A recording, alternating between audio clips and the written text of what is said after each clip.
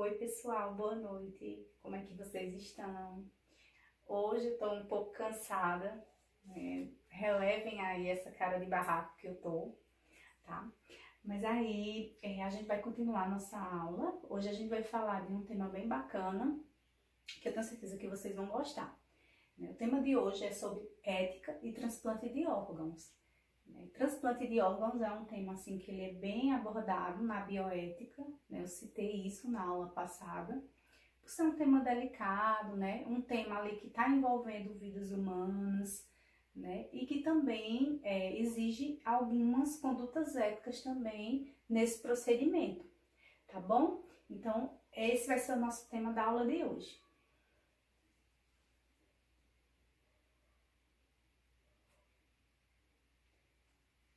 Então, gente, o transplante de órgãos, ele vem ser o ato de você colher um órgão de um indivíduo, que ele é dito como um doador, e esse órgão ele é recolocado em um outro indivíduo que é designado como receptor, tá? Então, quando um indivíduo ele dá um órgão e o outro recebe. Quando a gente fala em doação de órgãos, a gente fala tanto de órgãos quanto de tecidos, a parte de tecidos também.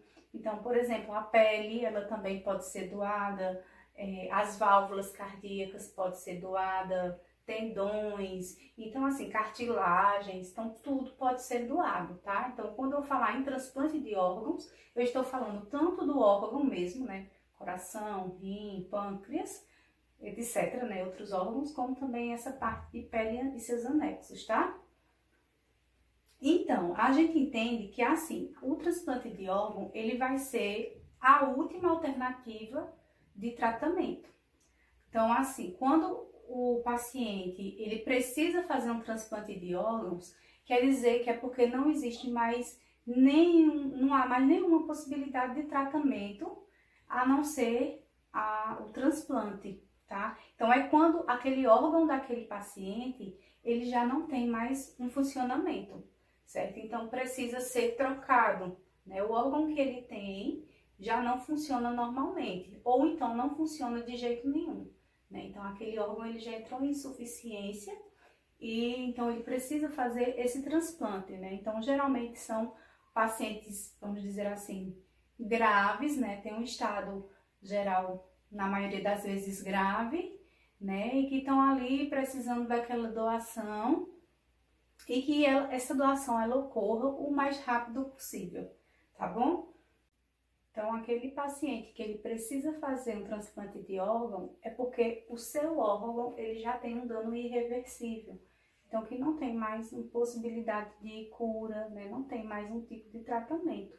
E essas pessoas eles têm pressa, né? Eles têm pressa para conseguir esse órgão, para eles melhorarem sua qualidade de vida, ou então continuarem vivendo, né? Porque muitas vezes o paciente ele acaba falecendo, acaba vindo a óbito porque ele não recebe o órgão, né? Porque a gente sabe que a demanda por um transplante de órgãos é muito grande, né? É muito maior do que a oferta. Então, é muita gente precisando de órgão, de um transplante de órgãos, e pouca gente fazendo doação, né? Então fica, vamos dizer assim, não tem um equilíbrio, né? Então é muita gente precisando para pouca doação.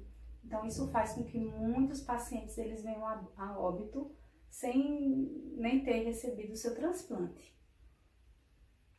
Doação é a remoção de órgãos e tecidos do corpo de um doador cadáver ou de um doador vivo para transplantá-lo em uma pessoa viva.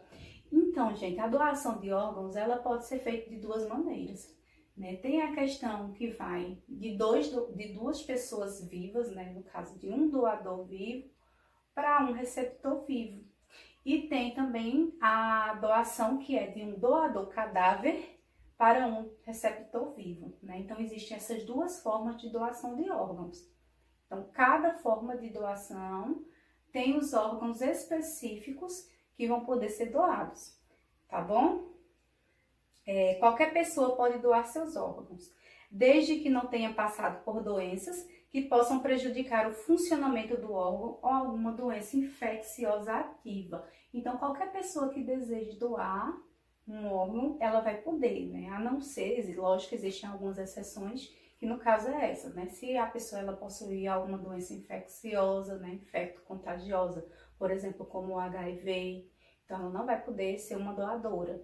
Ou um paciente que tem algum tipo de câncer, né, de tumor maligno, ele também não vai poder fazer a doação, né? Então, se for uma pessoa saudável, aí ela vai poder fazer essa doação, tá? Ela sendo viva. Eu sou viva e se eu tiver o desejo de fazer a doação, eu posso fazer. Geralmente, pessoas vivas, elas doam muito a questão de medula óssea, né? Porque a medula óssea, você pode doar. Não é necessário que seja uma doação para alguém da sua família, né? E você pode estar ali salvando vidas. E se você for doar um outro tipo de órgão, por exemplo, que na legislação ela fala que doadores vivos, eles podem doar órgãos duplos ou parte dele. Como assim? Quais são os órgãos duplos que a gente tem? Né? Então, a gente tem pulmão, a gente tem rim, né? Então, a gente pode fazer a doação de um dos rins, ou pode fazer a doação de parte do pulmão, de um dos pulmões, tá? Então, se Deus me livre, alguém da minha família precisasse de uma doação e eu quisesse ser a doadora, né, eu poderia, certo? Desde que eu tenha uma saúde legal, né, que eu seja uma pessoa saudável. Aí você pode doar também parte do fígado, porque o fígado da gente é um órgão que ele se regenera. Então, se você doa parte do seu fígado, né, com o tempo, o seu fígado ele vai normalizar, ele vai voltar à sua forma natural, à sua forma anatômica normal. Então, são órgãos que eles são permitidos a sua doação enquanto a gente é vivo, tá? Então, lembre, fígado a gente pode doar, mesmo a gente estando vivo, rim, a gente pode doar um dos rins, e a gente pode doar também parte do pulmão, tá? E a medula óssea, certo, gente? Os outros órgãos, né? Então, a gente pode doar em morte, né? Então, depois que a gente morrer, tá? Não há limite de idade para a doação de órgãos, desde que o quadro clínico da pessoa seja bom e compatível com o receptor, né? Então, tem um mito, né, de que eles falam que pessoas idosas não podem doar, ou que crianças não podem doar, tá? Isso não é verdade. Qualquer pessoa de qualquer idade pode fazer sua doação de órgãos se desejar, tá? Agora, sendo menor de idade, menor de 18 anos, precisa que o responsável autorize. E se for, vamos dizer assim, idoso, né, precisa que sua saúde esteja legal, tá? Que seja um idoso saudável, mas não tem limite de idade. E é necessário rapidez para que a doação tenha sucesso. Por isso, muitas vezes, recebe caráter de urgência. Então, gente, é assim, porque você vai fazer a doação, por exemplo, uma pessoa morreu, né? Um paciente faleceu por morte encefálica e a família autoriza a doação de órgãos.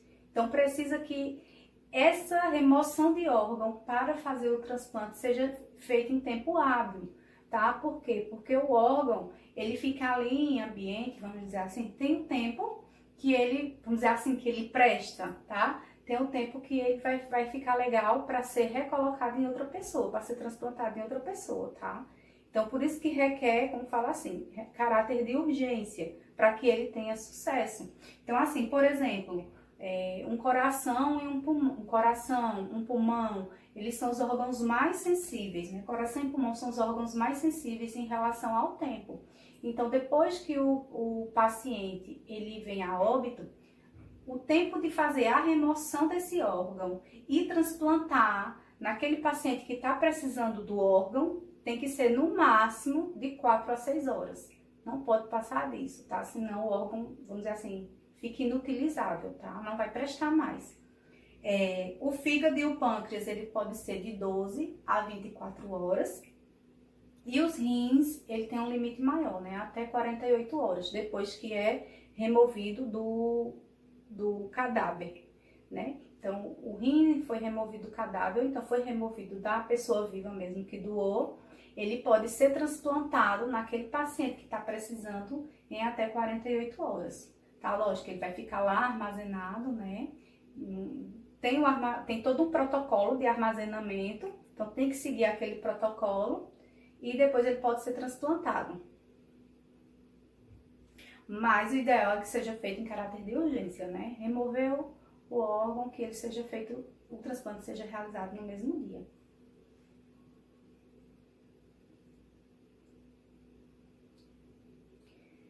Transplante pode ser entendido como a remoção de um órgão ou tecidos de um corpo humano para a implantação em outro, com a finalidade de sanar uma deficiência ou patologia, né? Então, foi o que eu disse a vocês, né? Então, aquele paciente que ele precisa desse órgão é porque ele já tem um dano irreversível no seu órgão, né? Então, ele vai precisar fazer esse transplante, certo? Então, é a remoção de um para ser colocada em outro, independente do doador ser vivo ou cadáver. Aí são os tipos de doação, como eu já tinha citado para vocês, nós temos os dois tipos, né? Doadores vivos e doadores mortos, né? Os doadores vivos falam o seguinte: qualquer pessoa saudável que concorde com a doação e não possua fatores de risco que prejudiquem a sua própria saúde. Então, foi o que eu tinha falado no slide anterior, né? Então, se você é uma pessoa saudável, você pode ser doador. Aí, desde que você não tenha nenhum tipo de doença, né, que você possa transmitir para aquele paciente que está precisando do órgão, ou também, como aqui está falando, né, não possua fatores de risco que prejudiquem a sua própria saúde, né? Então, também não adianta eu fazer a doação de um rim para uma pessoa se mais tarde eu vou estar precisando desse rim, né? Então, por exemplo, se eu tenho um histórico na minha família de pessoas que, vamos dizer assim, que desenvolvem insuficiência renal quando estão mais idosos, né? De pessoas que eu tenho na minha família, pessoas que fazem hemodiálise. Então, eu já tenho que ficar ligada nisso, né? Então, são pessoas que tiveram esse problema renal e que vocês sabem que tem algumas doenças que, infelizmente, tem muito isso de histórico familiar, né? Então, você pode já ficar pensando, não, na minha família teve esses casos de insuficiência renal que precisaram fazer hemodiálise. Então, pode ser que no futuro eu desenvolva algum problema no meu rim. Então, eu não vou doar um dos meus rins, né? Porque eu não vou ficar só com um, vai que no futuro eu precise, né? Então, a gente também tem que colocar isso na balança, tá? Antes de fazer essa doação. O doador vivo pode doar um dos rins, parte do fígado, medula óssea ou parte do pulmão, né? Eu já tinha falado isso para vocês.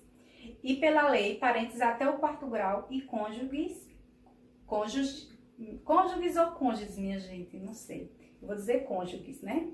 Cônjuges podem ser doadores. Então, assim. Então, gente, aqui tá falando, né? Que, então, pela lei, né, segundo a legislação brasileira, há aqui até doadores de até 4º grau, ou seja, só parentes podem ser doadores, né? Então, se eu tô precisando de um órgão, Deus me livre, precisando de um órgão, então só meus parentes vão poder doar esse órgão para mim, né? Então, mas como falo, doadores até 4º grau, então até meus primos, vamos dizer assim, até chegar lá nos meus primos, né? Então, pai, mãe, irmãos, filho, vovó, tios, tias, até chegar nos primos. Então, é uma grande linhagem familiar, né? Que pode fazer essa doação, ou então um cônjuge, tá? Então, o companheiro daquela pessoa, né? Também pode fazer a doação. Aí vocês perguntam, mas e se não for da família, eu posso fazer essa doação? Então, a legislação, ela barra um pouco isso, a legislação aqui do Brasil, né? A questão de por você não ser da família, você doar. Por quê? Porque eles falam muito em comercialização de órgão. Então, o medo dessa parte é que antigamente tinha muito isso, né? Aliás, hoje em dia ainda existe, eu vou até comentar com vocês mais na frente, que ainda hoje existe muito essa questão de comercialização de órgãos, né? Então, como eu tenho 2 rins, eu vou chegar para uma família que tem dinheiro e vou dizer, eu dou um dos meus rins e você vai me dar 200 mil reais, por exemplo, né? Então, para se evitar essa parte de comercialização, a questão de doador só tá podendo se for da família. Porém, existem algumas doações que também é feita, mas aí precisa entrar na justiça, tem todo um processo, vamos dizer assim, judiciário aí no meio, tá? O único órgão que você pode doar, sem você ser da família, é a medula óssea. Os demais órgãos você precisa ser da família, ou ser o cônjuge, né? O companheiro ali que está precisando da doação. Aí, ó, não parente, somente com autorização judicial. Então, precisa entrar na justiça, aí tem todo um trâmite legal aí para se conseguir. Na doação de órgãos, o exercício da autonomia do doador depende da decisão da equipe que o assiste nesse ato. Sem a participação do clínico que o avalia e do cirurgião que o opera, não existe doação, né? Então, precisa ter essa autonomia, tanto partindo do doador, eu querer doar, tem que ter a autonomia do receptor, eu também preciso querer receber esse órgão, e também tem a questão da autonomia da equipe, né? A equipe, ela precisa ver, avaliar se realmente aquele paciente precisa fazer esse transplante, essa equipe, ela precisa avaliar se não tem risco para aquela pessoa que está fazendo a doação, né? Então, essa questão da autonomia aqui, ela fala de todos os lados, tá? Define-se um julgamento que inclui a vontade do doador e o discernimento da equipe responsável pelo transplante, foi o que eu falei. O exercício desse discernimento ganha particular importância considerando que a cirurgia de doadores vivos é o único setor da cirurgia na qual uma operação de grande porte é realizada em indivíduos sadios, tá? Então, por isso que entra muito a questão ética aí, tá? De se pensar, será que é certo o transplante de órgãos em doadores vivos, né? Por quê? Porque, de certa forma, é uma cirurgia que você vai estar fazendo, então você vai estar correndo um risco, né? Qualquer cirurgia que a gente faça, qualquer intervenção, né, que vai ter que abrir nosso corpo, é uma cirurgia de grande porte, né? Vai abrir seu corpo, vai remover um órgão, depois esse órgão vai ser recolocado em outra pessoa. Então, de certa forma, tem um risco para aquela pessoa que está doando, né? Então, por isso que a bioética, ela entra aí, né? Então, porque tem que avaliar essa parte dessas condutas éticas, né? Poxa, será que como é? Qual é? O risco está sendo maior que o benefício aí nesse caso? Aí tudo tem essa avaliação, né? Porém, a gente pensa, não é alguém da minha família, é alguém que eu amo, que se não receber aquele órgão, vai morrer, né? Então, a gente age com o coração e a gente pensa nisso. Então, envolve o sentimento familiar aí, né? Apesar da gente pensar, nosso risco, a pessoa tá fazendo uma cirurgia que para ela, para o doador, né, é desnecessário, porque ele tá sadio, tá bem, né? Então ele vai estar tirando algo de dentro dele que quem sabe no futuro ele não vai sentir falta, né? Então por isso que isso assim tem que ser colocado na balança e pesado, né? Então por isso que existem pessoas que são contra a doação de órgãos, contra o transplante de órgãos. Existem muitas pessoas que são contra, né? Tem a questão também religiosa, a questão religiosa sempre entra muito nesses assuntos éticos, nesses assuntos da bioética, esses assuntos que são bem delicados, a questão da religião sempre bate muito nisso, né? Então tem alguns que são contra, né? Porque eles falam que você, né, que quando você morre, que você, vamos dizer assim, você ressuscita mais na frente, você vai ressuscitar faltando aquele órgão. Então, por isso que não seria legal você fazer a doação, certo? Porque você vai estar ressuscitando, faltando uma parte de você ali, tá?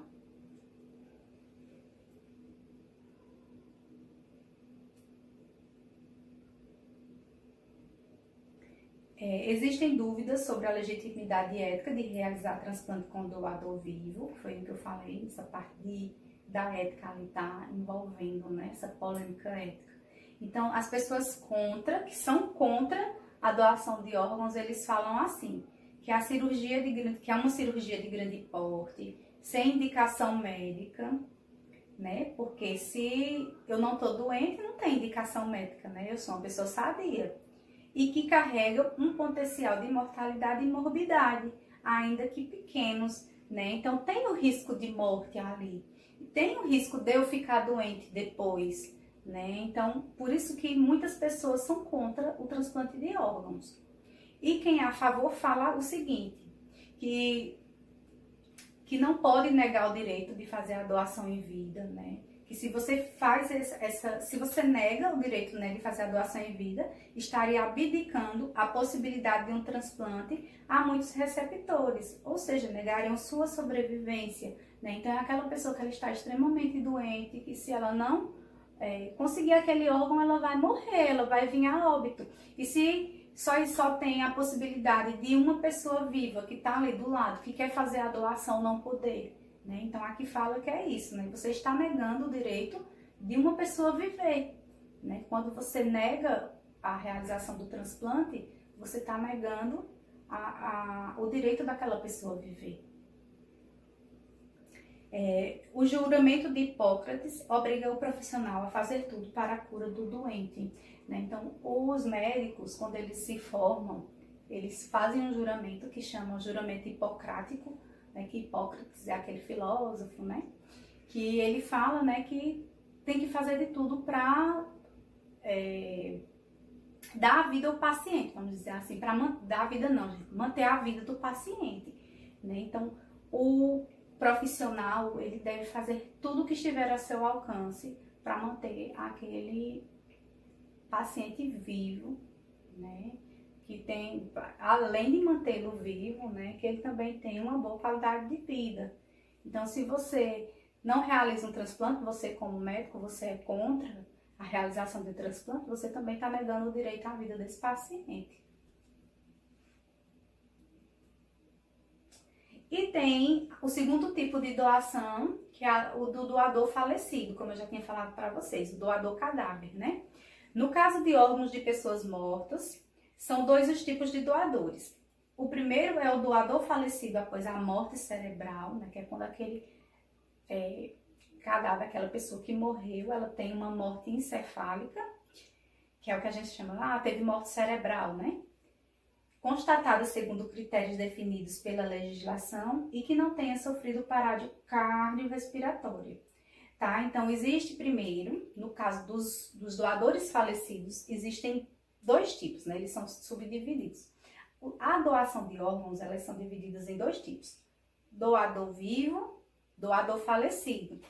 O doador vivo, aí ele é dividido em mais dois tipos, né? Que são aqueles doadores que eles morreram por uma morte encefálica, que é a morte cerebral, e tem aquele doador que ele morreu por parada cardiorrespiratória, né? Por parada cardíaca. Então, o coração parou de bater e ele morreu. Existem esses dois casos, tá? Então, que vocês vão ver a diferença de cada um.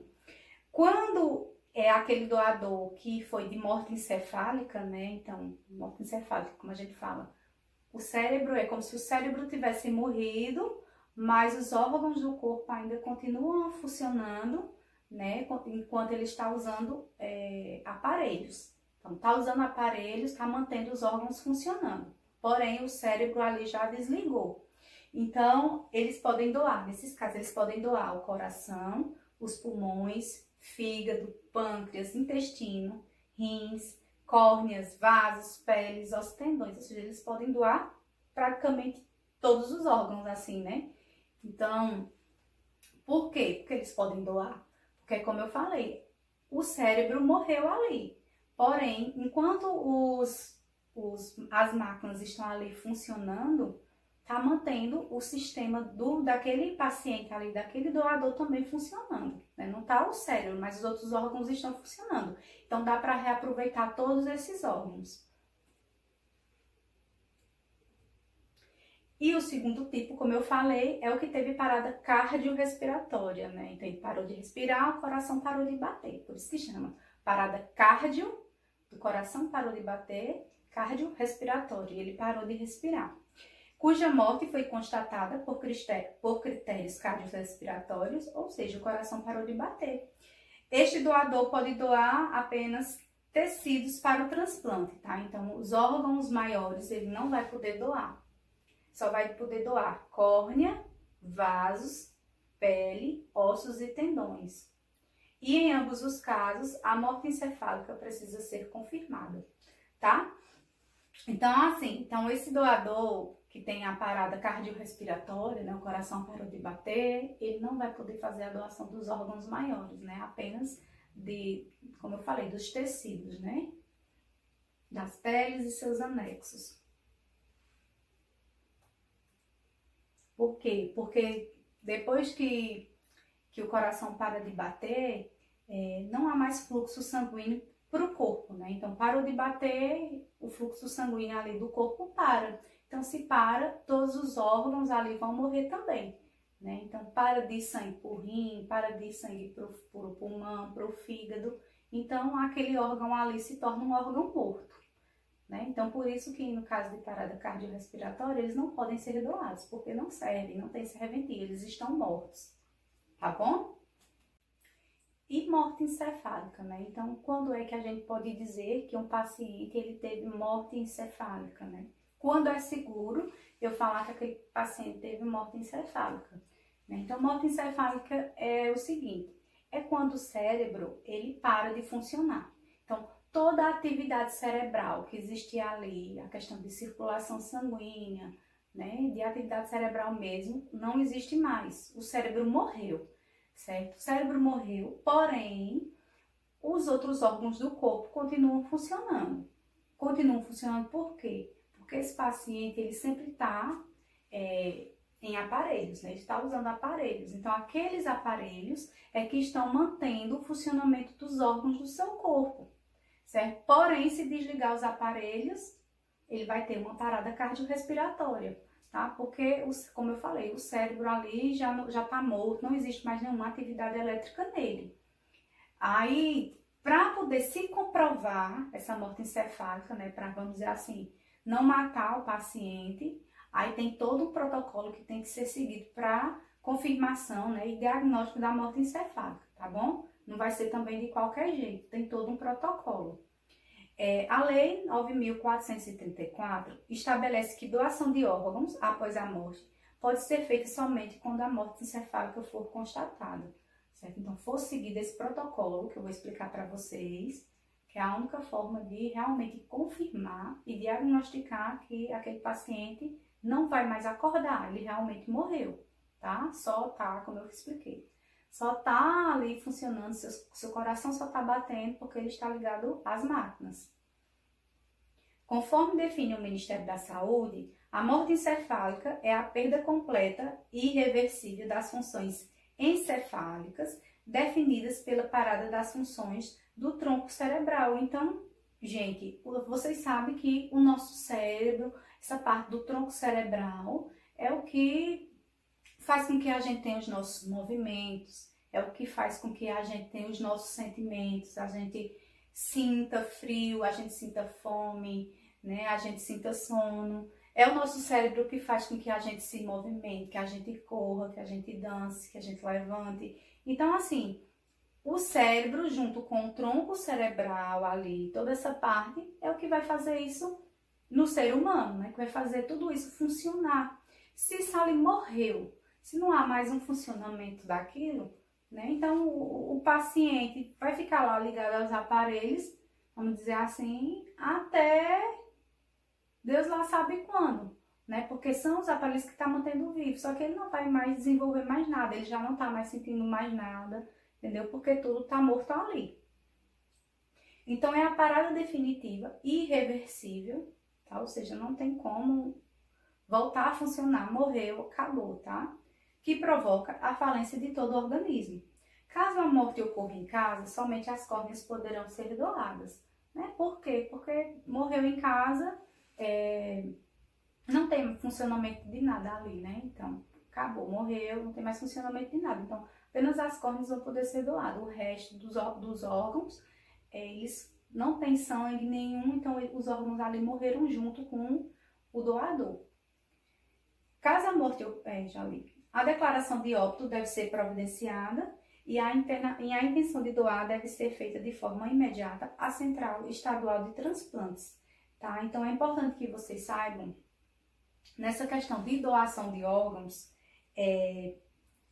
tem que ser uma doação consentida.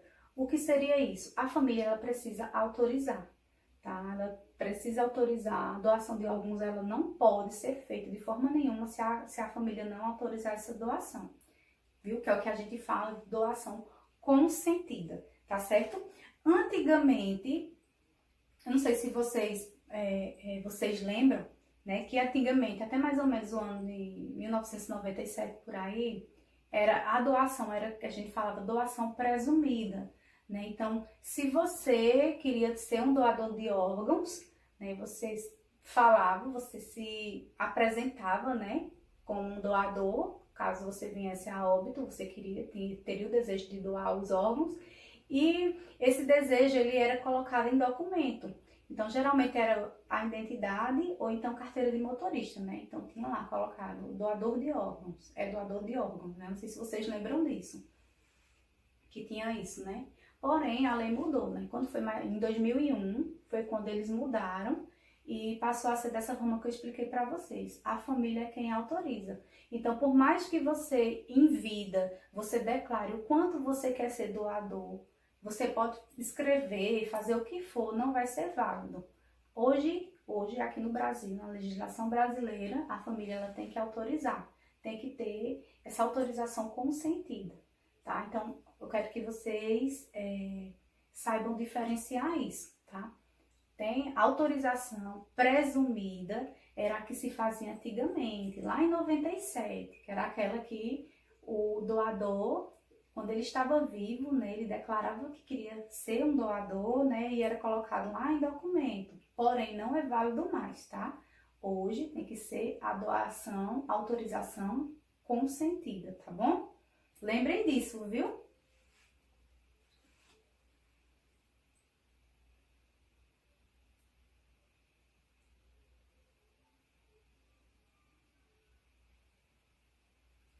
Sim, aí para fazer o diagnóstico da morte encefálica, como é que vai ser feito?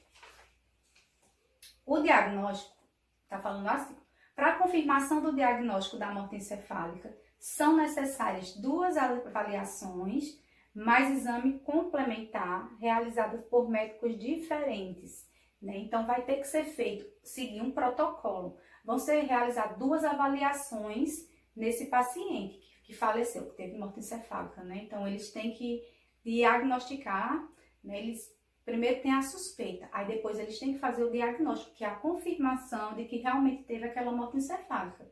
Então, tem que ser feito 2 avaliações, ou seja, 2 exames por médicos diferentes, tá? Então, é importante que esses médicos, pelo menos um deles, seja especialista, né? Ou ele seja um neurocirurgião, ou ele seja um neurologista, tá? Então, é importante que pelo menos um deles tem que ser especialista.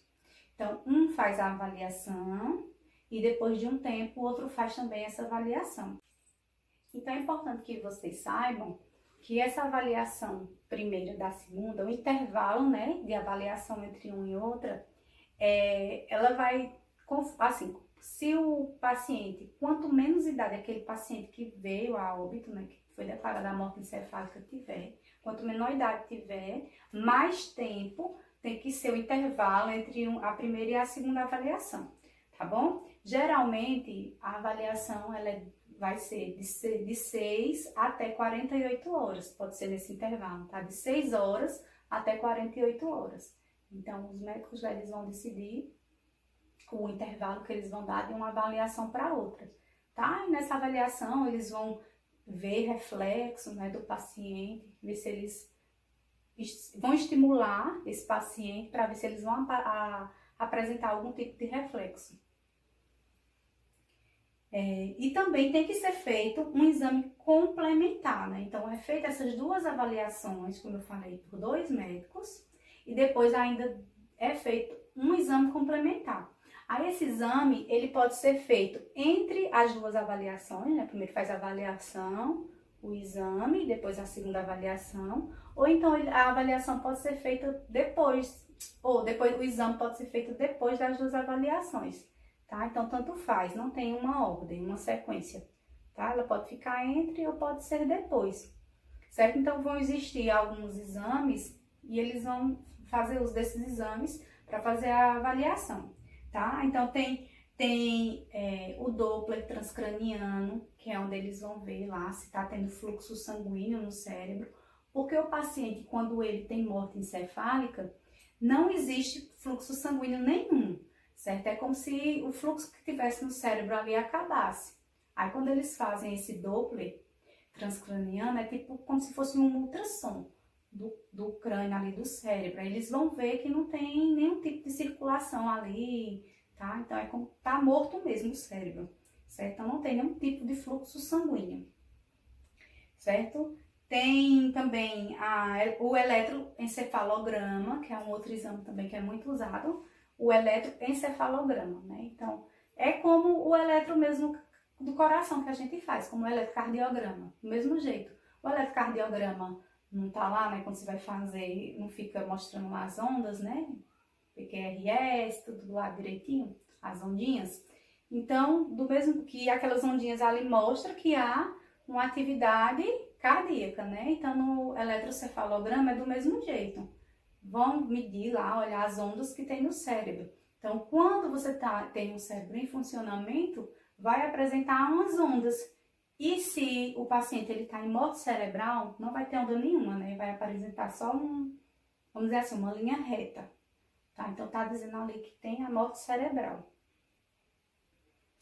E tem também a arteriografia também. Então, existem alguns exames que eu vou mostrar para vocês aqui, tá? As duas avaliações.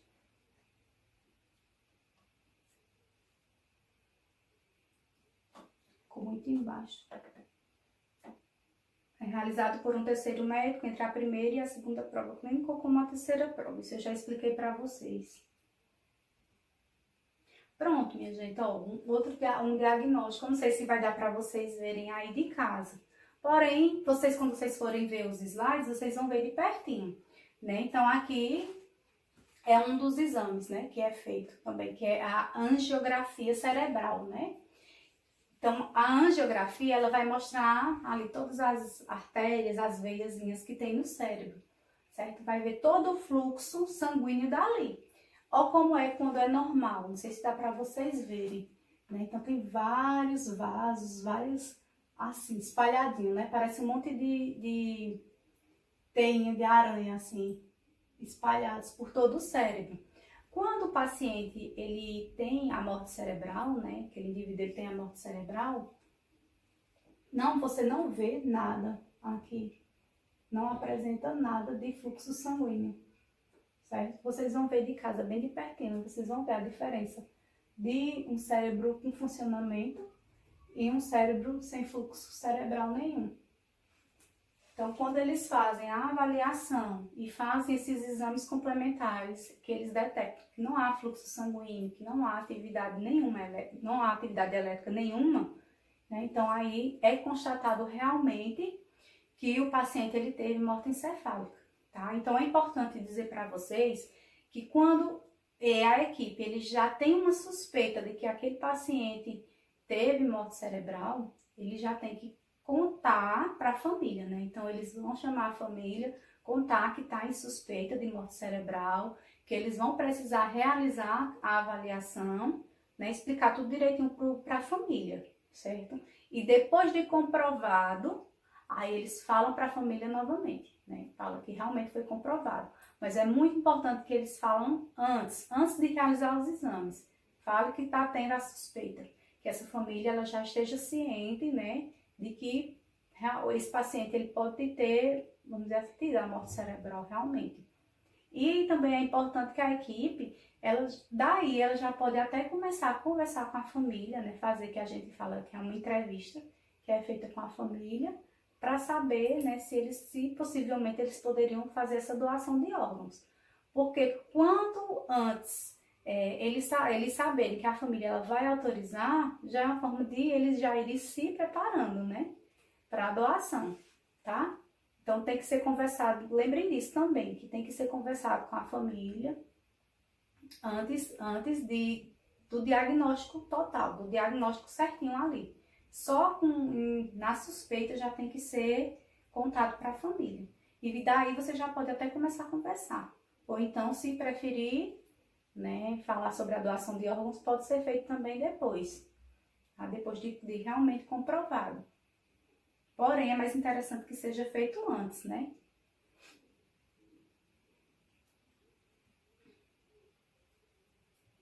Então, aí quando tem o termo de autorização de doação de órgãos e tecido, né? Então, quando a família autoriza essa doação, aí quem vai fazer essa autorização, como eu falei, vai ser o responsável legal. Então, quem pode fazer a doação? No caso de você autorizar essa doação, quem vai poder fazer vai ser o cônjuge, certo? Então, se foi o companheiro ali daquela pessoa que faleceu, aí ela vai poder fazer a autorização, ou ela, ou alguém familiar de até 2º grau, tá, gente? Então, é uma coisa que eu quero assim que vocês não se confundam. Porque tem a questão da doação e tem a questão da autorização para doar, tá? Então, se eu vou querer doar os meus órgãos enquanto eu estou viva, eu posso doar, se no caso o que está precisando lá do órgão for um parente meu de até 4º grau, certo? Ou então for um cônjuge. Porém, se for para eu autorizar a doação de órgãos de uma pessoa que faleceu, aí essa autorização só pode ser feita por o cônjuge daquela pessoa que morreu, ou então por um parente de até 2º grau, né? Então, por exemplo, de 1º grau pode ser quem? O pai, a mãe, um filho, uma filha, né? E de 2º grau pode ser irmãos, pode ser avós, tá? E só, tá bom? Não pode ser mais do que esse, tá? Para autorizar a doação. Quando, no caso, o paciente ele morre, né? E vai ser doado do cadáver. Aí tem que ser feito a assinatura, a autorização tem que ser feita a assinatura do responsável legal, que foi uma dessas pessoas que eu falei, mais 2 testemunhas. Aí tem que contar endereço, a filiação do doador, né? Então, quem são os filhos, e os respectivos órgãos e tecidos doados. Então, o que é que vai poder doar? Então, tudo tem que ser especificado ali. É como se fosse um contratozinho, né? É o termo de autorização, mas ali tem que ser tudo especificado.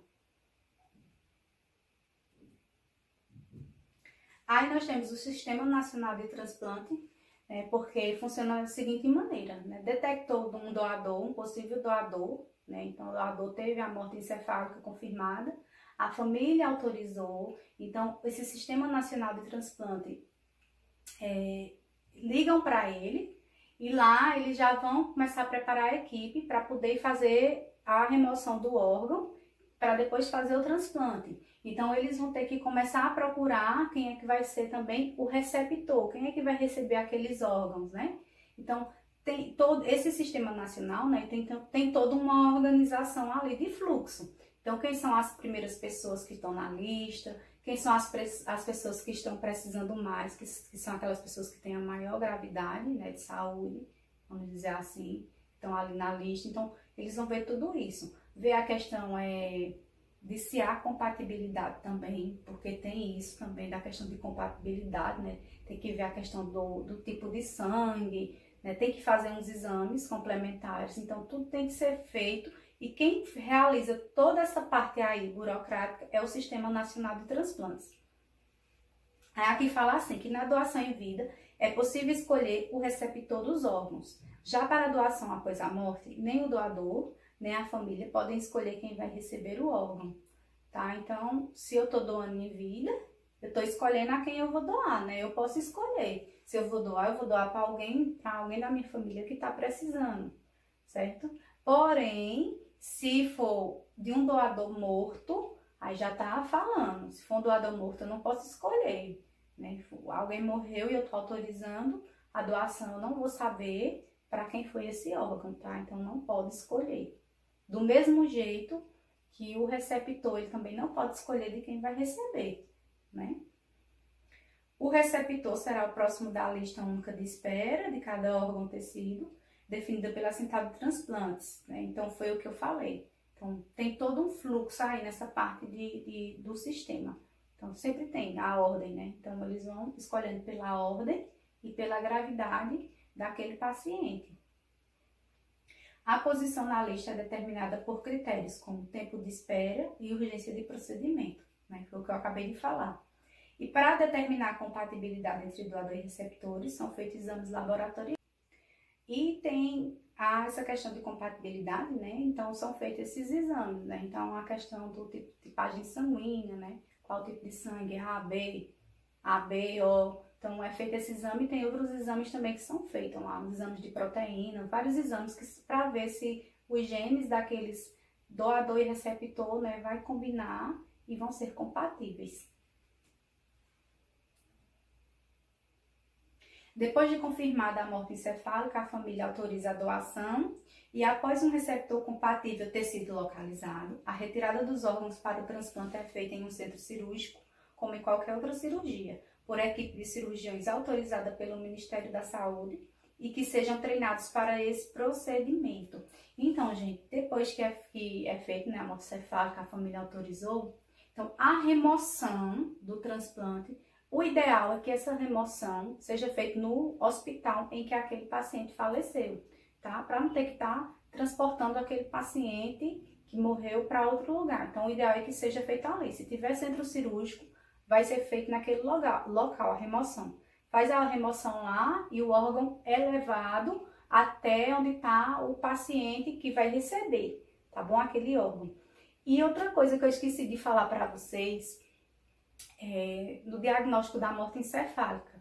Eu não disse que são dois médicos diferentes que tem que fazer a avaliação, né, para verificar se o paciente realmente teve morte encefálica. Esses dois médicos, eles não podem fazer parte do transplante, da equipe de transplante, tá? Eles não podem de jeito nenhum, tá? Por conduta ética, né, uma norma ética, eles não podem fazer parte de uma equipe de transplante, tá bom?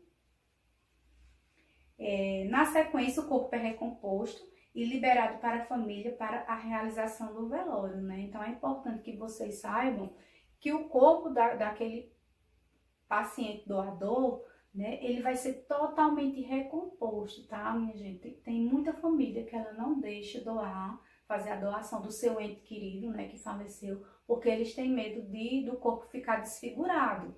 Porém, não fica, né? A equipe, eles têm o maior cuidado, né, em depois recompor aquele corpo, reconstituir todinho, deixar ele normal. Então, assim, vai fazer o velório normalmente, ninguém vai nem perceber que foi removido o órgão, nada, tá? Então, é importante que as pessoas, elas tivessem conhecimento sobre isso, porque muitas doações deixam de ser feitas por conta disso, né? Por conta de achar que vai ficar desfigurado e não fica. Eles têm o maior cuidado com o cadáver quando eles fazem ali a retirada. Não há custo para a família do doador de órgãos, assim como não há qualquer pagamento. Então, é importante, né, que se saiba isso. O doador que está doando ali o órgão, né, não vai ter custo nenhum, é óbvio, ele está ali fazendo bem, porém, ele também não vai receber nada, né, a não ser você saber que você está ajudando alguém, né? Que você está, vamos dizer assim, trazendo a vida para alguém, né? Esse é o único benefício que aquela pessoa que autorizou vai receber. Então, financeiramente, não vai ganhar nada. Foi o que eu falei para vocês, né? Se o corpo fica deformado, que não, né? Então, é obrigado por lei a questão da reconstituição, né, de deixar o corpo normal como era antes. Aqui é sobre o histórico de transplante de órgãos, né? Como tudo começou ali, de onde começou essa questão de fazer transplante de órgãos, né? Então, fala-se que já começou desde a Bíblia, lá na parte de Gênesis, né, no livro da Bíblia, no de Gênesis, né, que foi a parte do início do mundo, que fala na parte assim: então o Senhor Deus fez cair um sono pesado sobre Adão, e este adormeceu, e tomou uma das suas costelas, e cerrou a carne em seu lugar. E das costelas que o Senhor Deus tomou do homem, formou uma mulher, e trouxe a Adão. Então aqui nessa parte já fala, né, que houve, de certa forma, uma doação de órgão, né? Então Adão doou, foi o doador, né, vamos dizer assim, da costela, para daquela costela Deus fazer Eva, né? Então, quando fala assim em transplante, então já vê que vem daí, né, da era bíblica. Outro relato milenar e até mitológico trata-se da história de dois médicos chineses gêmeos, Itoa, não sei falar, minha gente, e Pien, vou botar só Itoa e Pien, né? Conta-se que esses médicos teriam transplantado a perna de um soldado negro, que acabara de morrer, em outro homem, um velho branco que havia perdido a perna naquele mesmo dia. Então, fala-se desse, vamos dizer assim, foi um dos primeiros transplantes que aconteceu, né? Que eles fizeram isso. Eles pegaram a perna de um soldado negro e transplantaram em um senhor, já um velho, né, que fala que tinha perdido aquela perna, né? Então, soldado negro, ele faleceu porque eles falam soldado negro e velho branco, né? Para mostrar que ali foi meio que uma experiência, né? Porque eles falam assim, que em colocar a perna de um negro, vamos dizer, de outra cor, em alguém branco, né? Então, eles fizeram isso ali já meio como uma experiência, tá? E um dos mais importantes passos da história dos transplantes foram as primeiras tentativas de transfusão. Então, essa parte da transfusão sanguínea, ela começou na guerra, né? Então, os soldados lá, eles perdiam muito sangue, né? Eles eram feridos, perderam muito sangue. Então, foi onde eles começaram a fazer a parte de transfusão, né? Como eles viram a necessidade de pegar sangue de um e colocar no outro, né? Porém, como não tinha estudo, né? Então, muitos morriam porque eles colocavam, porque a gente sabe que essa questão de sangue, o sangue ele não pode se misturar, né? Então, se eu tenho um sangue, se eu tenho a minha tipagem sanguínea não pode misturar com a tipagem sanguínea de outra, né? E tem a questão do RH também, se é positivo ou negativo, né? Então, tem tudo isso.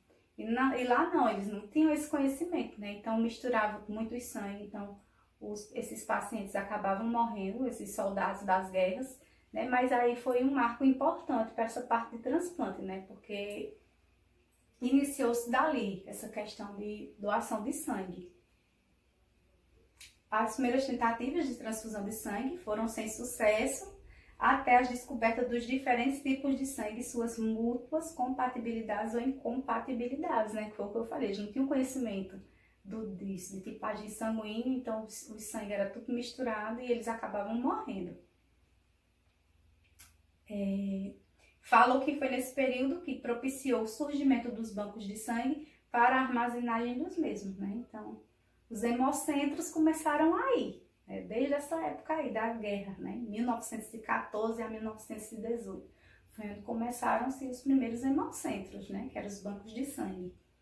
O transplante de órgãos não vitais aumentou significativamente no século XX. Então, no século XX, eles começaram a iniciar muito o tratamento com enxertos, né? Então, em queimados, né? Principalmente em pessoas queimadas. Como é que tá falando, ó? Como medida paliativa nos casos de queimadura. Então, eles começaram a fazer enxertos de pele, né? Então, eles pegavam, tiravam a pele, né, de alguém e colocavam em outra pessoa para usar nas queimaduras, porque a gente sabe que existem aquelas queimaduras profundas, né, que precisam realmente fazer enxerto. Então, foi aí que se iniciou, no século XX, minha gente. Então, como faz tempo? Os primeiros transplantes de córneas começaram em 1905, né, que ela só foi consolidada em 1944, quando o primeiro banco de olhos mundial foi inaugurado. A eficácia do transplante de córnea na recuperação da visão possibilitou a integração deste serviço aos sistemas de saúde pública de vários países. né? Então a gente sabe que quem tem problemas nessa parte de córnea, né? Então realmente precisa fazer o transplante, né? Porque eles perdem a visão, ficam cegos, né? Então tem o ceratocone, que é um tipo de doença da córnea. Que a córnea, ela é como se fosse uma película que recobre o nosso olho, tá? Que dá pra ver, ó, tá vendo que quando você perde a visão, tem um problema, essa película, tá vendo que ela fica toda cinza? Então, quando ela tá cinza, assim quer dizer que essa pessoa não enxerga. Por isso que pessoas cegas, que são aquelas pessoas que perdem a visão por alguma doença, fica com o olho cinza, né? Então, porque é a córnea ali, a córnea meio que morre, né? Aí que essa córnea, como eu falei, é uma película que recobre o olho, a parte externa. Então, existem algumas doenças que causam essa perda de visão e que tem que ser feito esse transplante, porque senão a pessoa vai ficar realmente cega, vai perder a visão. E um exemplo é a ceratocone. A era moderna de transplantes começou na década de 50, com o transplante de órgãos não regeneráveis, né? Então, foi quando um médico, ele removeu o rim de um cachorro e botou em outro cachorro. Vamos dizer assim, foi um dos primeiros transplantes de rins que teve, porém foi feito em animais, né? Então ele tirou um rim de um cachorro e trocou e colocou em outro cachorro. E esse cachorro que recebeu o rim, ele sobreviveu, né? Porém só por alguns dias. Depois ele veio a falecer. Mas aí foram as primeiras tentativas, né? Você colocar o órgão de uma pessoa em outra. No caso, aí em um animal, né? Foi feito em animal. O insucesso desse transplante revelou o problema da rejeição e experiências, mostrando a necessidade de semelhança genética entre o doador e o receptor para o sucesso desse transplante, né? Então, por isso que muitas vezes acontece de alguém receber e depois ter problema, né? Recebe o órgão e depois ele tem problema, né? Então, por isso que tem que ter essa compatibilidade, tem que fazer esses exames antes de acontecer o transplante, né? Justamente para ver isso, essa questão de DNA, de genes, para ver se são parecidos, para ver se vai dar certo, né? Por quê? Porque o nosso corpo, a gente tem as células de defesa do nosso corpo, né? Nós temos o nosso sistema imunológico. E esse sistema imunológico, quando algo que não faz parte do nosso corpo, quando algo estranho, ele entra em nosso organismo, o nosso sistema imunológico, ele vê aquilo como algo estranho e quer expulsar, né? Que é quando surge a infecção. Por exemplo, quando a gente está com alguma bactéria, né, no nosso corpo, quando a gente está com alguma infecção bacteriana, né? Uma bactéria que se alojou ali, por exemplo, na nossa uretra, ali ou na nossa bexiga. Aí tem uma bactéria lá na nossa bexiga, o nosso sistema imunológico vai ver aquela infecção ali, vai ver aquela infecção como algo estranho, que não pertence ao nosso corpo. Aí, uma forma que ele tem de mostrar que não está certo, dele começar a tentar expulsar aquilo ali, é quando dá a infecção, que gera febre, né? A gente vai sentir febre, vai ter a criação de pus, né? Então, o sistema imunológico age dessa maneira. Então, com o transplante de órgão não é diferente, né? Então, quando é colocado algo estranho no nosso corpo ali, o nosso sistema imunológico, ele vai ficar ali em guerra, né, com aquele órgão que está ali, né? Como se, vamos dizer assim, quisesse expulsar aquilo que não faz parte do nosso corpo. Aí, por isso que tem que se usar medicamentos, que são os imunossupressores. Esses imunossupressores, eles vão ajudar ao nosso corpo receber esse órgão de forma benéfica, entendeu? Aí foi nessa época aqui, quando fizeram essa experiência com esses dois cachorrinhos, que eles viram que tem que ter essa questão de DNA aí, de compatibilidade. E quando eles começaram a perceber isso. No Brasil, o primeiro transplante de órgãos ocorreu em São Paulo, em 1965, com um transplante de rins, tá? O grande problema era a rejeição de órgãos, que foi o que eu falei. Nos anos seguintes, os esforços foram no sentido de superar os problemas de rejeição através do desenvolvimento de novos imunossupressores, que são as medicações, né, que quem faz transplante, os transplantados, eles têm que usar. Na década de 60 e 70, eles desenvolveram um fármaco, os imunossupressores, porém, esses medicamentos, eles davam nos pacientes muitos efeitos colaterais, né? Então, era bom para o órgão, vamos dizer assim, para eles não rejeitarem aquele órgão, porém, eles desenvolviam muitos danos colaterais. Então, eles apresentavam nefrotoxicidade, né? Então, no caso, problema nos rins, a pressão subia, né? Hipertensão arterial, neurotoxicidade, no caso, problemas neurológicos, hiperglicemia, né? No caso, a diabetes ia lá para cima, neoplasias, né? Então, formação de tumores, infecções, hiperlipidemia, que no caso quer dizer colesterol alto, tá, minha gente?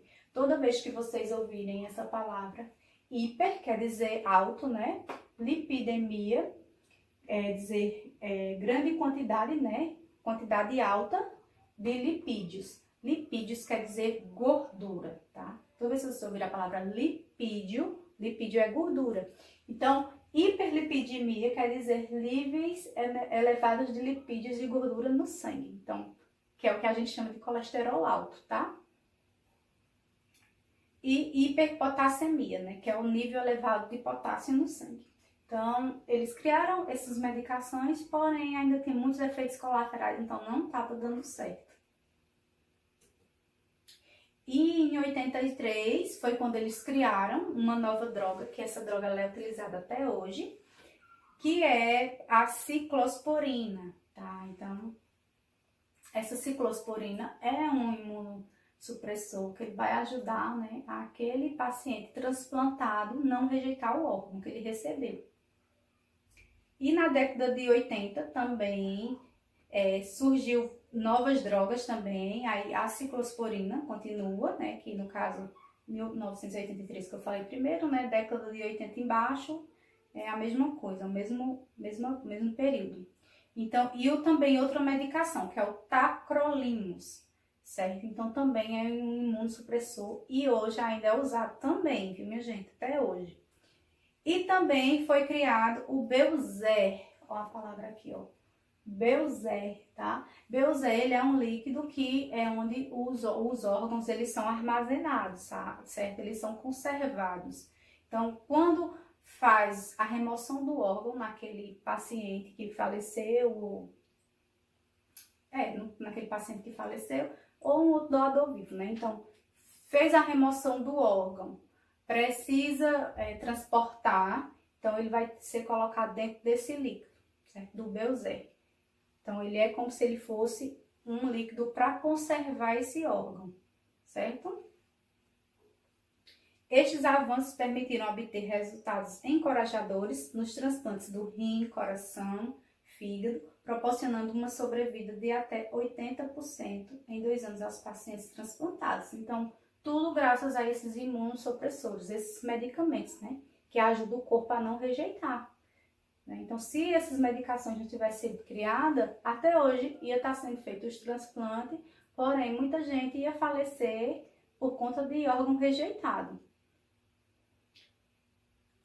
Os transplantes constituem hoje um sofisticado recurso terapêutico utilizado em pacientes com insuficiência de um ou mais órgãos. Né? Então, para esses pacientes assim que não tinham mais cura, né, que não tinham, vamos dizer assim, uma maior sobrevida, então os transplantes ajudam com que eles melhorem sua qualidade de vida, né, e venham a viver mais.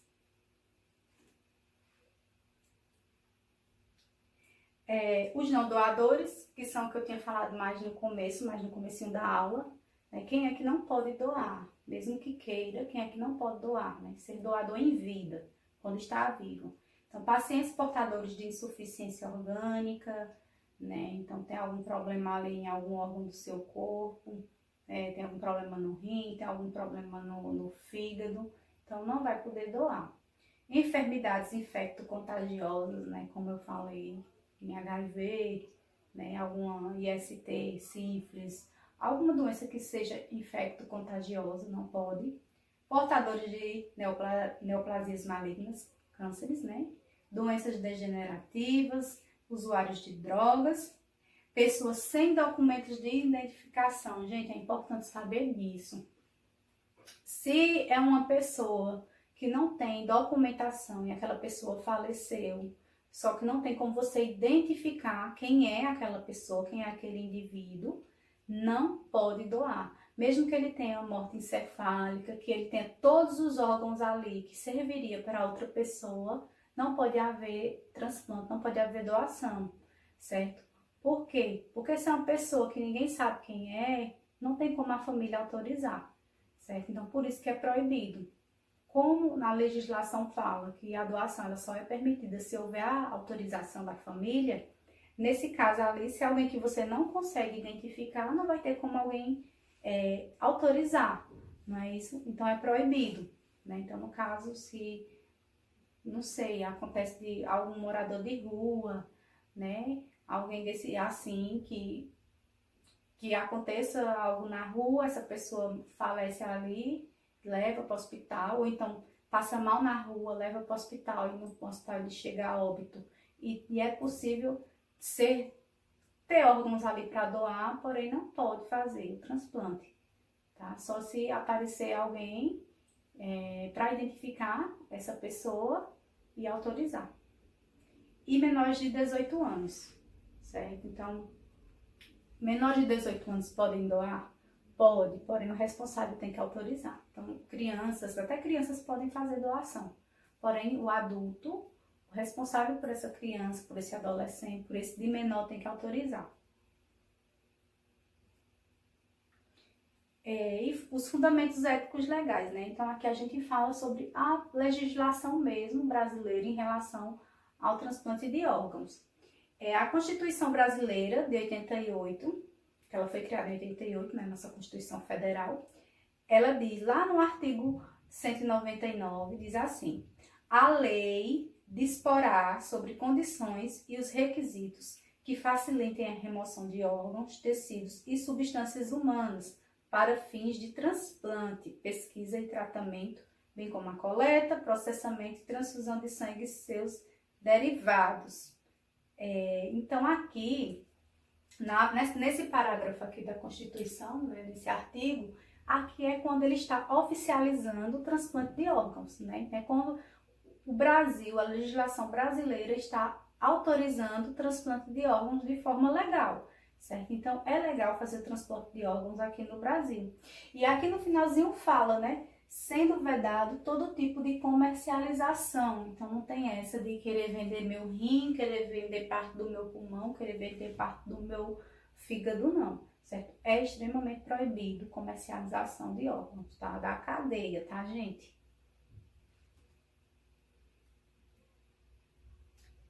A primeira lei do transplante, ela não foi essa, a que eu falei para vocês, né, que é a Constituição Federal, né?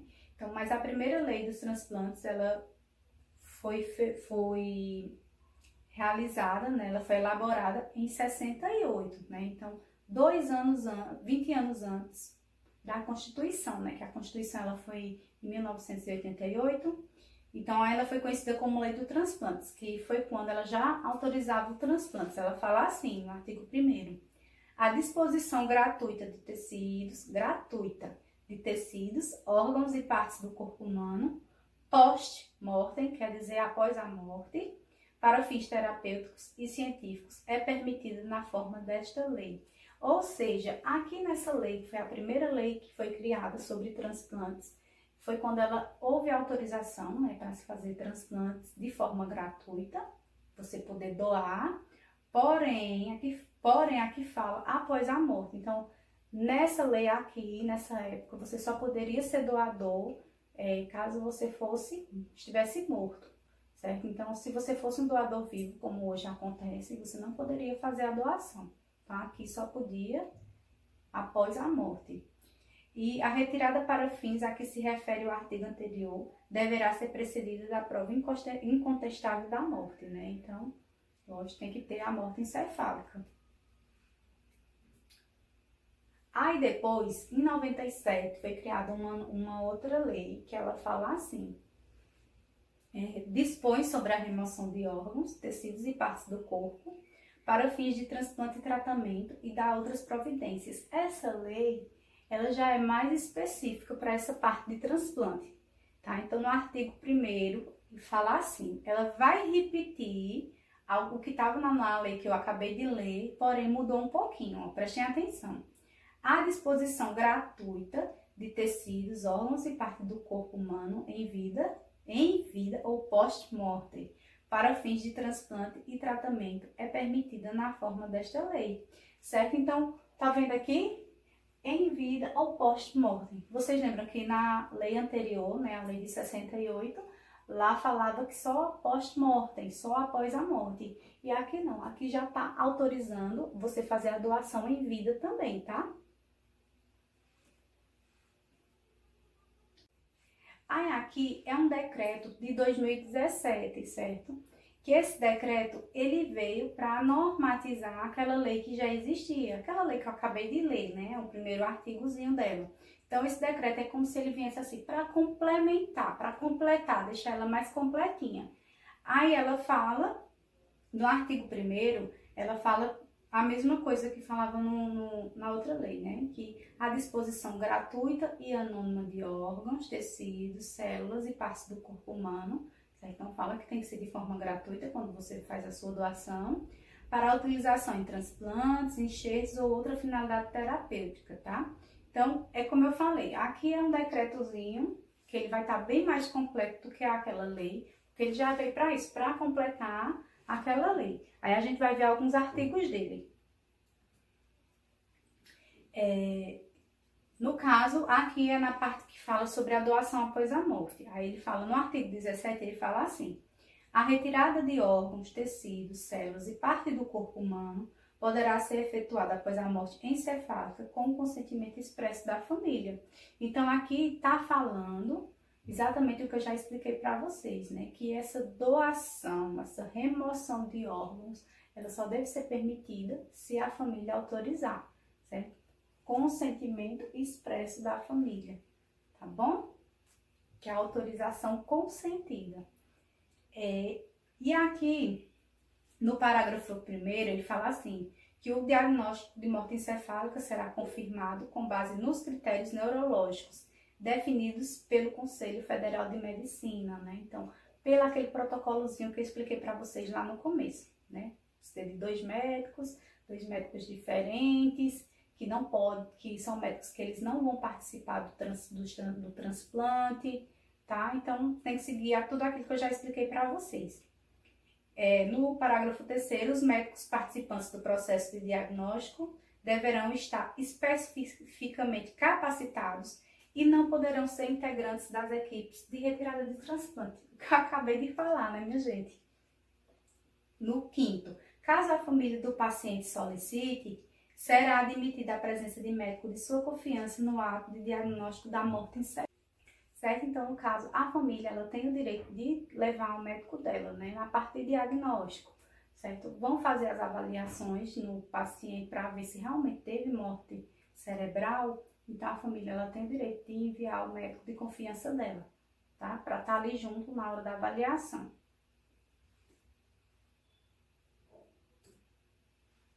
No artigo 19 fala assim, que após a declaração da morte encefálica, a família do falecido deverá ser consultada sobre a possibilidade de doação de órgãos, tecidos, né? Então, após a declaração, né, a família ela tem que pedir a sua autorização, né? Então ela tem que ser consultada. No 21 fala assim, que fica proibida a doação de órgãos, tecidos, células e partes do corpo humano em casos de não identificação do potencial doador falecido. Então, aqui nesse caso, ele está falando do que eu expliquei para vocês, a questão de não identificar aquela pessoa. Não identificou, não sabe quem é, né? Então, não pode ter doação, mesmo que ele tenha todos os órgãos ali, tenha morte cerebral, dê para doar, mas não pode, tá na lei, viu, gente? No artigo 26 fala assim, que efetuada a retirada de órgãos, tecidos, né, partes do corpo e a necrópsia, na hipótese em que seja necessária, o cadáver deverá será codignamente recomposto, de modo a recuperar tanto quanto possível a sua aparência anterior.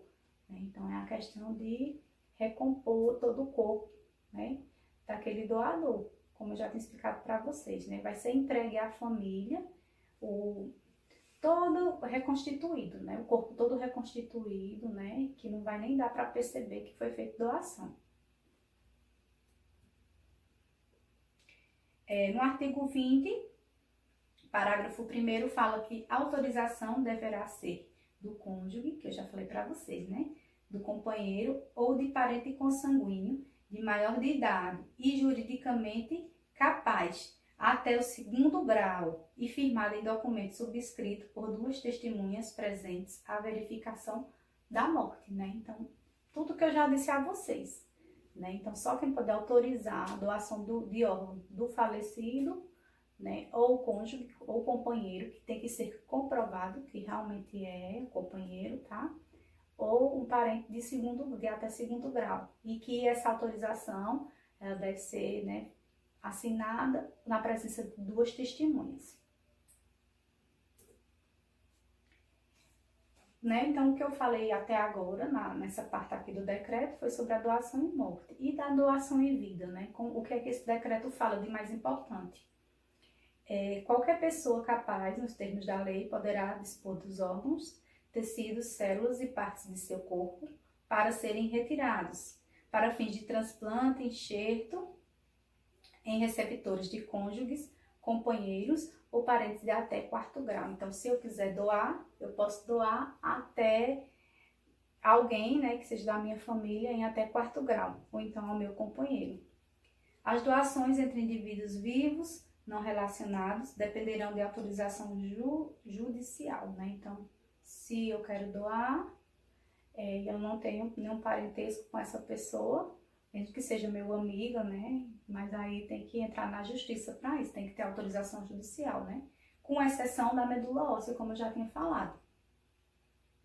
Somente será permitida a doação quando se tratar de órgãos duplos, certo? Ou parte do pulmão ou rim, de parte de órgãos, né?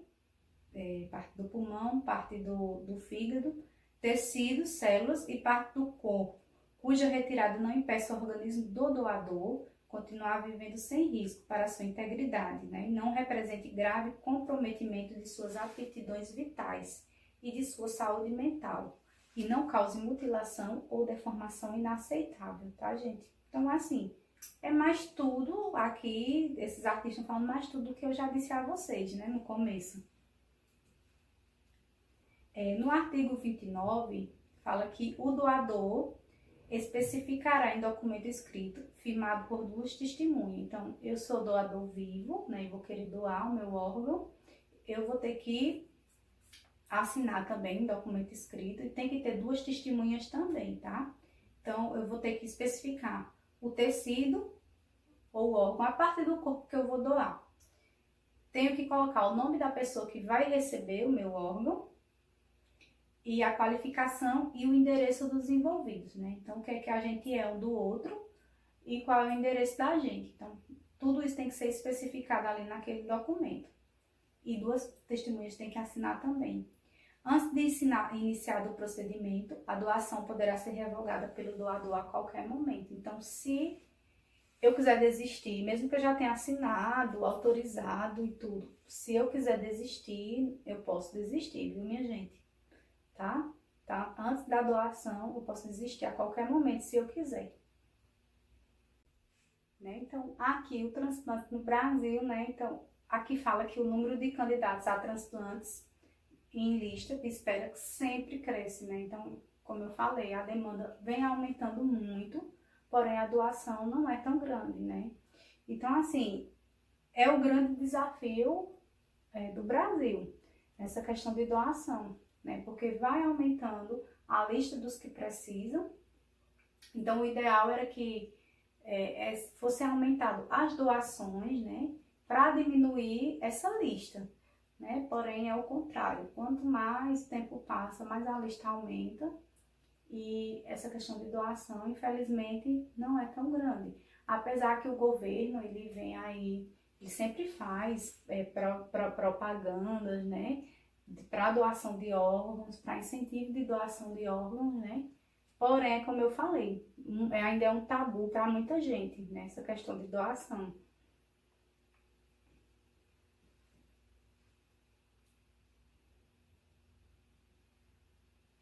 É a autorização da família, como eu falei, né, que o Ministério de acordo com o Ministério da Saúde, um dos principais fatores que restringe a doação de órgãos é a baixa taxa de autorização da família do doador.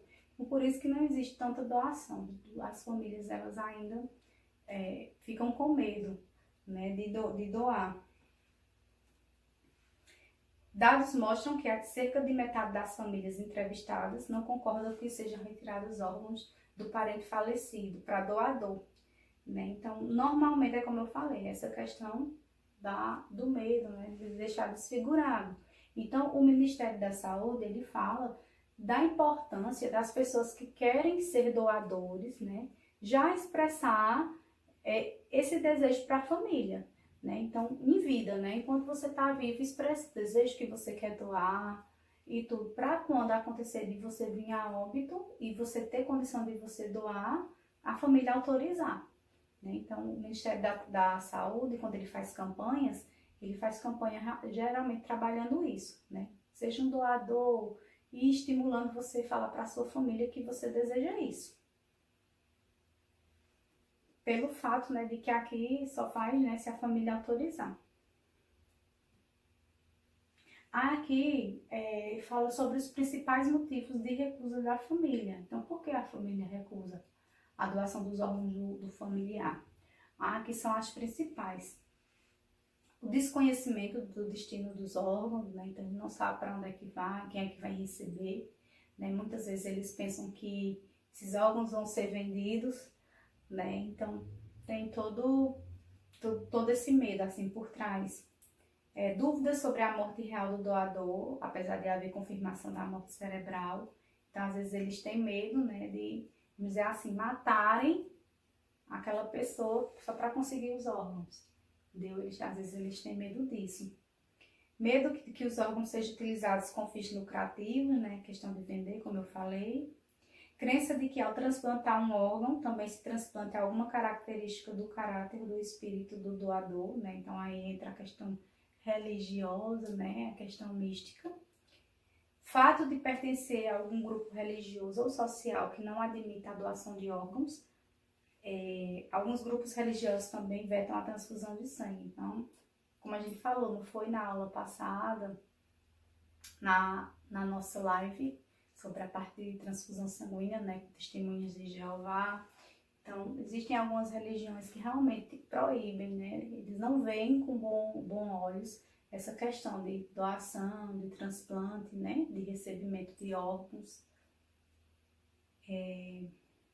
A apreensão pela mutilação do corpo de um familiar recém-falecido. Então, aí a questão que eu falei da deformidade do corpo, o medo, né, decisão difícil, opiniões conflitantes entre familiares, às vezes um concorda, outro não, e acaba que nega a autorização por conta de ter alguns que são contra, e demora na liberação do corpo, né? Apesar que não há uma demora tão grande, né? Mas aí às vezes eles podem pensar que vai demorar, né? Porque geralmente quando alguém morre, né, normalmente já libera, né, para fazer o velório. Aí, como ainda vai ter que ser feito a remoção, aí vai demorar um pouco mais. Aí, às vezes, por conta disso, o familiar, ele não autoriza. Pensando nisso, né, na questão do tempo.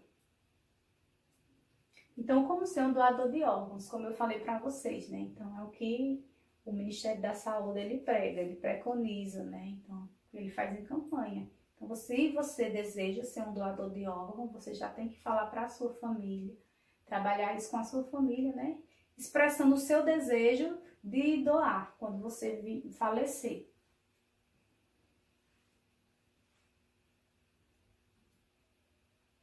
Aí tem o papel da enfermagem, né? O papel dos serviços de saúde, que é responsável pelo cuidado direto ao doador, ao potencial doador vivo, né? Então, no caso de doação entre duas pessoas vivas, né? Então a enfermagem ela é quem vai estar ali cuidando tanto do receptor quanto do doador. A equipe deve atuar junto ao familiar do doador, entrevistando e dando informações.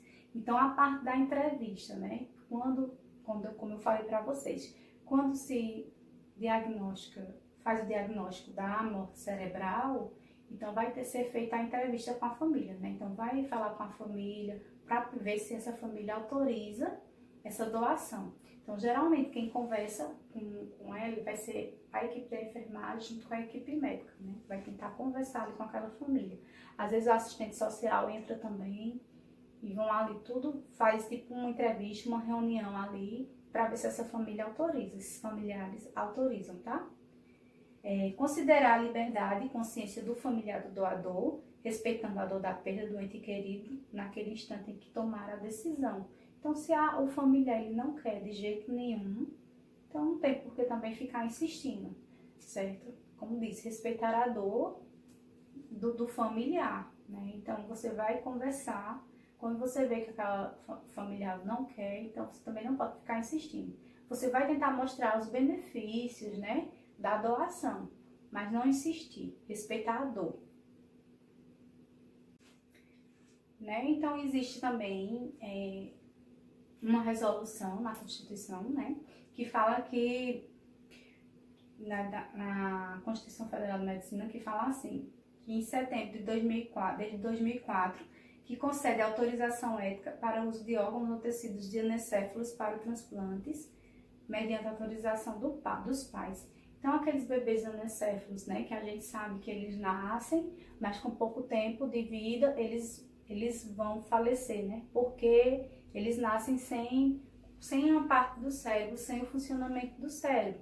Porém, o restante dos seus órgãos não está funcionando, certo? Então, nesse caso, se a família autorizar, esses órgãos eles vão poder ser doados para outra criança, né? Para outro bebê, tá? Então, que existe essa parte de questão de necessidade de órgãos, né? Não é só adultos, né? Crianças, bebês que já nascem com algum problema, né? Com algum distúrbio em algum órgão, né? Com alguma deficiência, precisa de transplantes também.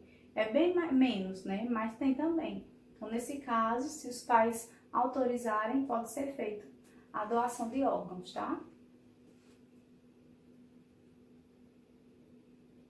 Aí tem alguns mitos e verdades sobre os transplantes.